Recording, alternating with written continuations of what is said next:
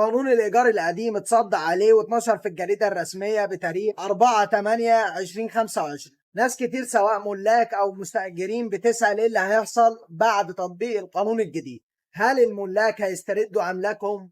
هل المستأجرين كده خلاص هيطلعوا في الشارع؟ كل ده وأكتر هتعرفوا في الفيديو ده. خلينا نوضح أولا إن القانون ده هيطبق على العقود ما قبل 1996، وإن القيمة الإيجارية هتزيد من أول 1/9/2025. هتدفع لو كنت أنت المستأجر هتدفع 250 جنيه للمالك، خد بيهم إيصالي وفي سدادك ال 250 جنيه. ولو رفض المالك إنه ياخد منك مبلغ الإيجار اللي هو 250 جنيه اعمل له انذار بعرض القيمه الايجاريه في المحكمه واودع الفلوس بتاعه الايجار في المحكمه. نص القانون على ان يتم اخلاء الوحدات السكنيه من قبل المستاجرين بعد 7 سنين، والوحدات الغير سكنيه زي عياده دكتور، مكتب محامي، مكتب هندسي، محل، هيتم اخلاء الوحدات الغير سكنيه دي بعد 5 سنين. والقانون هنا بيساوي ما بين المالك والمستاجر، وبيدي حق المالك في ملكه وحق المستاجر انه ما يتشرطش ويترمي في الشارع من تاني يوم من تطبيق القانون، خاصة ان في ناس ما تقدرش تستحمل الوضع ده ماديا، ما عندهاش غير الوحدة.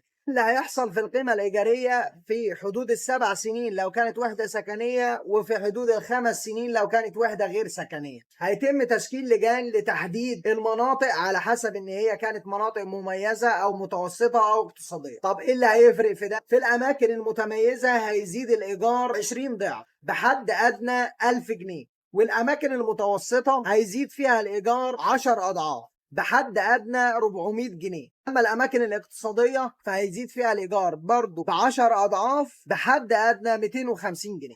هيتم تشكيل اللجان دي خلال من 3 إلى 6 شهور عشان تحدد ايه المناطق المميزه وايه المناطق الاقتصاديه وايه المناطق المتوسطه. في حالات هيتم فيها اخلاء الوحده السكنيه فورا، زي لو الوحده مقفوله لمده اكتر من سنه، اذا كان المستاجر ده اللي امتدله عقد الايجار يمتلك وحده سكنيه اخرى هتدخل الوحده فورا. وكمان نص القانون على ان الناس المستاجره هيكون لهم الاولويه في حجز وحدات سكنيه تابعه لوزاره الاسكان في الطروحات اللي احنا بنشوفها دي، بشرط ان المستاجر يمضي على اقرار باخلاء الوحده السكنيه المستاجره في حاله انه حصل على شقه من شقق الاسكان. ودي معلومه قانونيه ببساطه، وانا سعد الفول المحامي. عندك سؤال اكتب في الكومنتات.